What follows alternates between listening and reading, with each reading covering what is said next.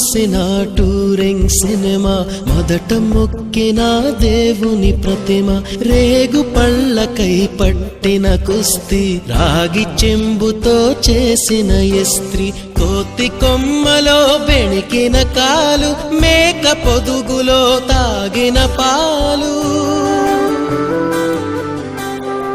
దొంగ చాటుగా కాల్చిన బీడి, సుబ్బుగాడిపై చెప్పిన చాడి, మోట బావిలో మిత్రుని మరణం, ఏకధాటిగా ఏడ్చిన తరుణం గుర్తుకొస్తున్నాయి, గుర్తుకొస్తున్నాయి.